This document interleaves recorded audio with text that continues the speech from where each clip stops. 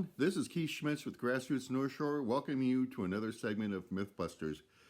This time, we're going to take a look at the minimum wage. As you know, and I'm sure you've all been following the news, the minimum wage has been an issue that's been with us for quite some time, basically because we have seldom raised it and allowed people who are at the bottom of the ladder in terms of economics catch up with the rest of us.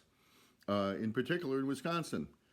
This New Year's, 24 states raised their minimum wage, and spoiler alert, Wisconsin wasn't among them.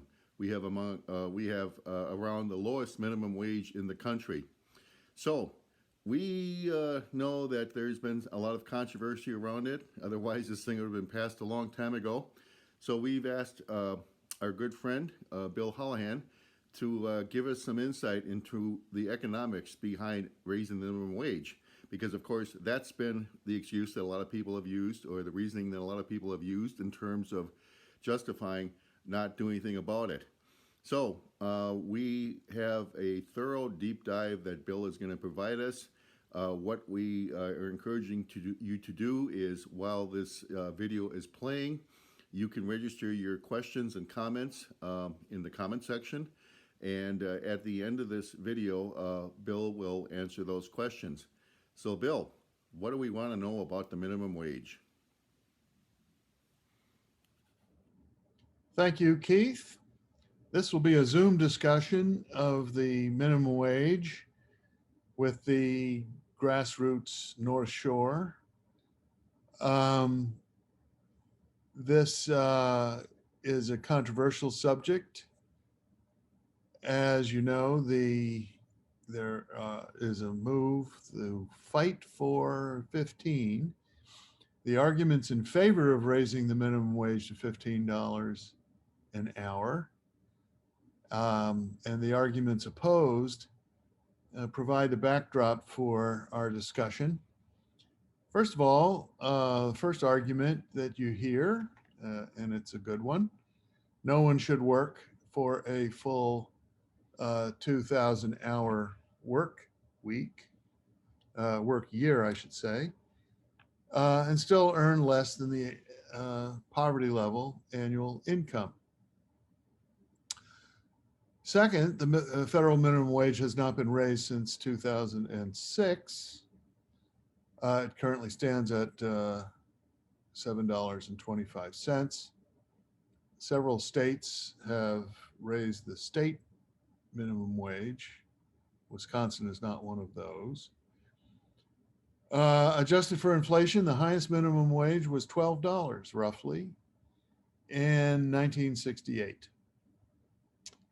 A couple calculations. If you take $7.25 and $15 and multiply by a 2,000 hour work schedule for a typical year, 50 weeks, 40 hours a week, you get 14,500 at 7.25 and 3,000 at 15.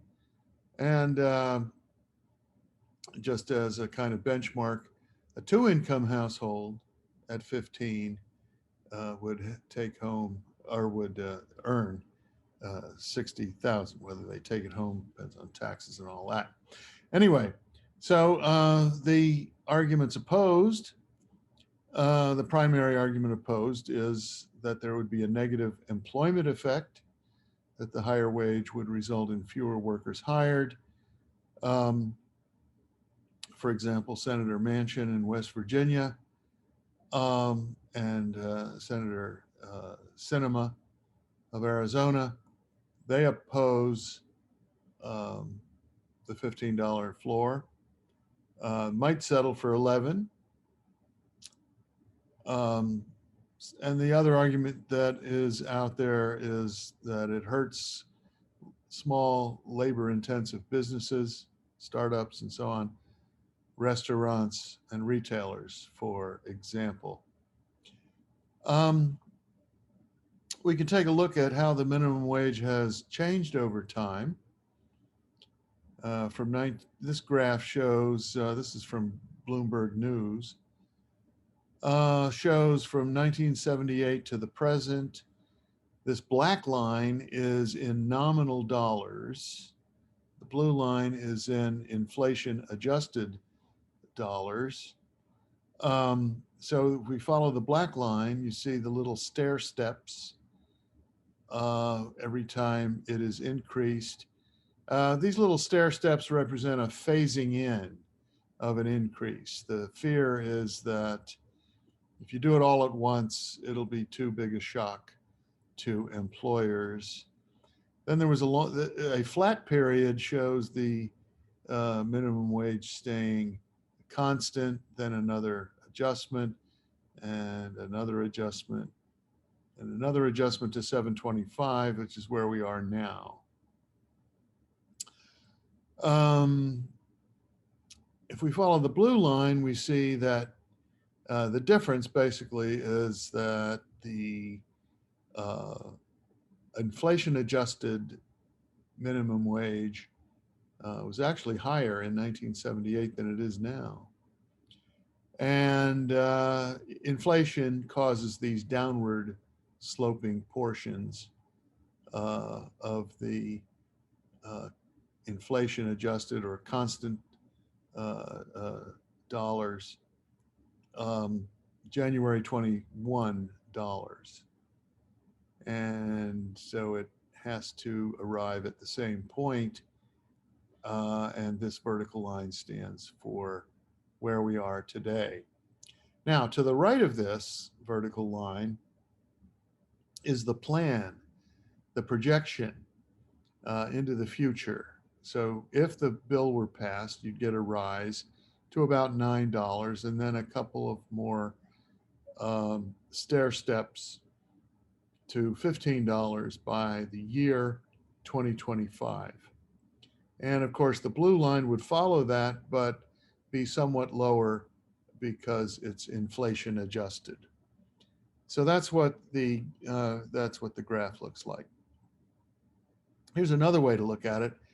This compares the federal minimum wage compared to other workers like production and non-supervisory workers. Back in 1978, this ratio was in the mid 40s, 40%. So the minimum wage worker was earning about 45% of what the production workers would be making. Then, of course, inflation does its thing, adjusted up and down and so forth. But the net result is where we stand today, slightly below 30%. So relative to these other workers, the minimum wage worker is losing relatively. Now, to focus on the pro and the con arguments, let's define two segments of the workforce. Pay winners. These are people who have jobs, but they're earning below the proposed floor of $15. So we'll call them pay winners. They're winners because they still have jobs even if the minimum wage were raised to $15. And then we have those who suffer this displacement, job losers, let's call them job losers. Those with jobs who have jobs now, but if the minimum wage were raised to $15, they would be priced out of the labor market. They would be displaced. So the question is, how large are these two groups? Does the second group even exist? And how large is it? And then B, does the income gained by the first group outweigh the losses of the second group, and by how much? The Congressional Budget Office has studied this. Dozens of economists have studied this exact pair of questions. In 2014, the CBO reported a ratio of pay winners to job losers estimated to be 32 to 1, 32 pay winners for each job loser. And that was if the minimum wage were raised to $10.10. Now, that was back in 2014. This would be about $12 right now. The 2021 report forecasts that 27 million workers would get a raise, while 1.4 million would lose employment. This is a ratio of about 20 to 1 if the minimum wage were raised to 15. So right away, you see the enormity of these ratios, 32 to 1 and 20 to 1. Warning, these are national averages. So not all communities or states will have the same result.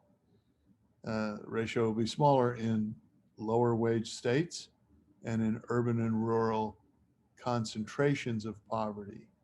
So that's the first thing to realize. These are averages. The second is there is concern over the CBO 2021 report.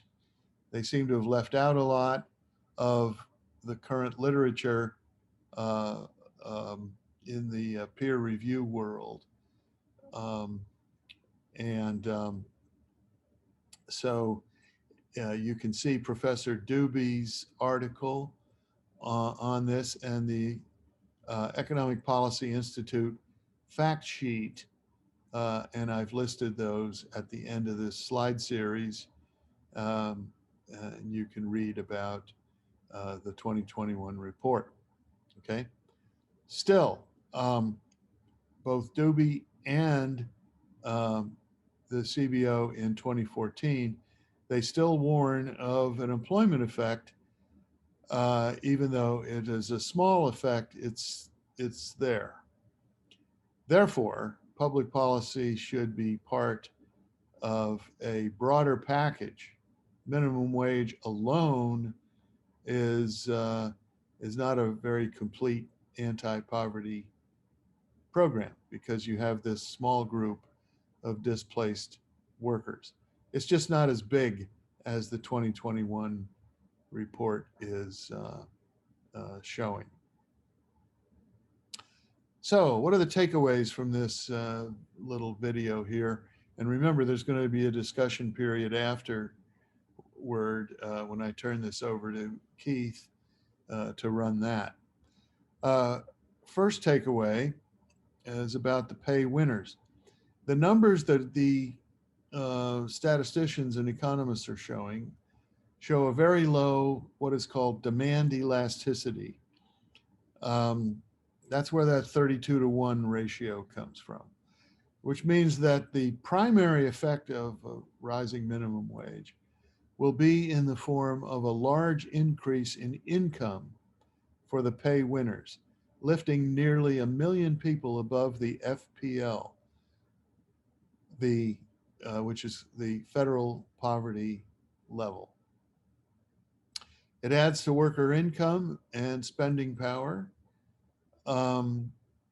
which leads to better nutrition, health, and some wealth accumulation, but not much. It's still only $15 an hour.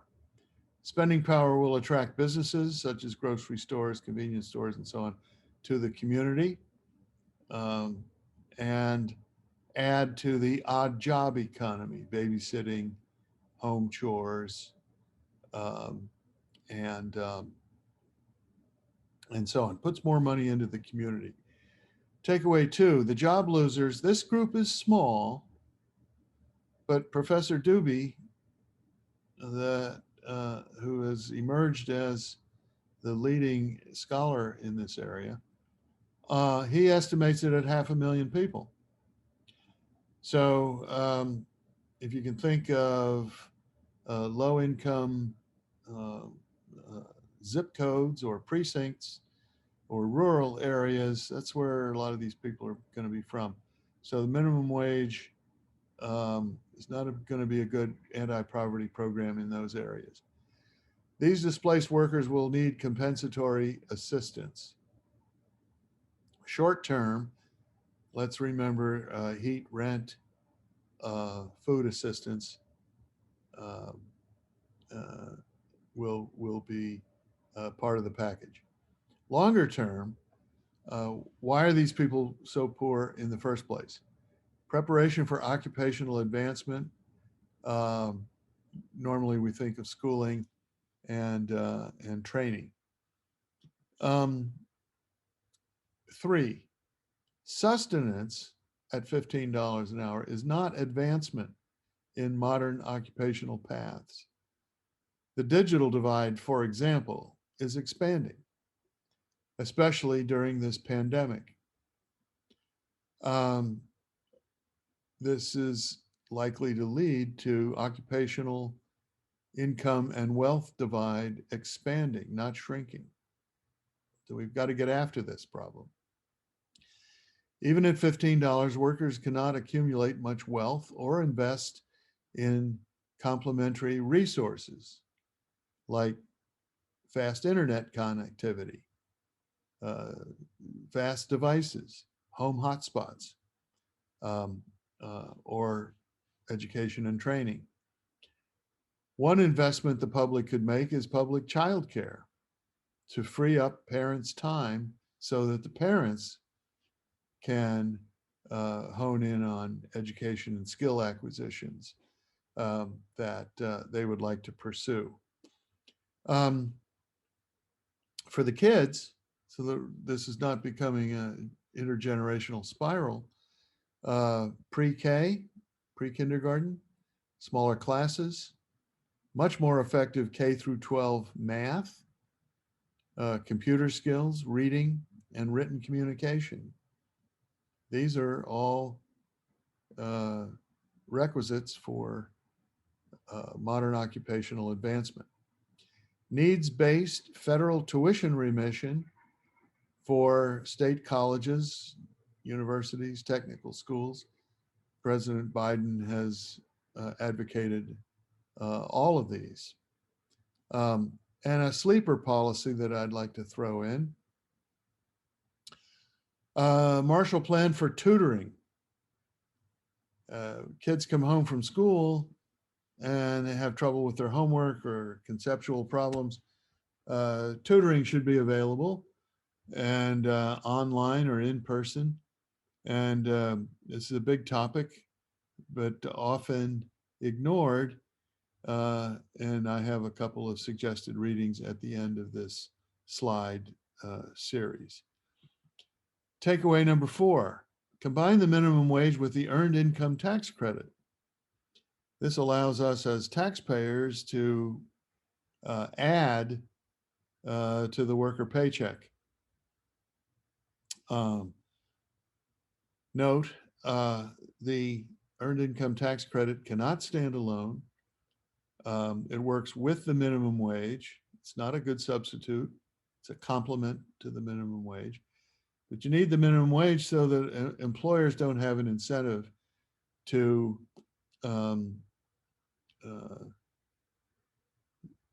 imagine that the federal government will top off the worker income, and so they don't have to pay as much. If you have the minimum wage, that prevents that opportunistic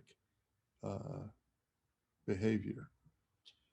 Okay, as of this video, the minimum wage will not be part of the final COVID relief bill, also called the American Rescue Plan.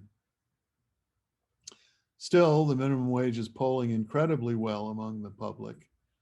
So it's likely to be introduced as a standalone bill after the rescue plan passes, putting opponents to the minimum wage on record. Or could be folded into some future quote unquote must pass legislation like the defense spending bill. And this will provide political cover to people who are reluctant to vote for it. And finally, before I turn this over to Keith, I've included suggested readings. Keith can mail these to you upon request. Here's the CBO report. Here's a long article by Professor Dubey. Some of what he does is a challenge to read, but this article is a particularly good general readership kind of article. Here is the Economic Policy Institute fact sheet on the minimum wage. It's very interesting. A terrific economic journalist, Jordan Weissman, writes for Slate. Here's a URL that refers to an article that he wrote. Information on the COVID slide. What is the COVID slide? This schooling is going backwards during the pandemic because of the closure of on-site schooling in favor of online schooling so that the kids could be safe. Very little choice but to do that, but let's face it, there's going to have to be some catch up. This article gives some information on that. Here's an article by a Professor Slavin at Johns Hopkins University about tutoring. Here's a study from Brown University on the effectiveness of tutoring, again, to try to help K through 12 math reading education. And here's an article I wrote reporting on these findings, and I hope people will have a look at that. It also provides the links to these articles. All right, I will turn it back over to Keith, and we'll have a discussion from the grassroots organization. And thank you very much for your time. Thank you, Bill, for your insights on the topic of the minimum wage. Of course, as usual, we all come away smarter after listening to your discussions of topics like this. So, everyone hang around for a little bit after the video. We will be having Bill answering some of your questions for some additional views on the minimum wage. Certainly appreciated the way Bill gave us not just a flat out endorsement of the minimum wage, but some idea of what supplements are going to be needed in order to make it effective. Because of course, when we all do well, the country does well, and the minimum wage is part of it. So stay tuned. In a week or so, we'll have another Mythbuster on some topic of interest. This particular presentation will be up on YouTube, and we will have the handouts that Bill had provided during his talk available to you. We certainly encourage you, now that you know what's going on with this topic, to spread this video to your friends and to the people you know, and we certainly think that you'll come away from this better able to discuss the topic. Thanks a lot. Now, well, let's turn it back to Bill.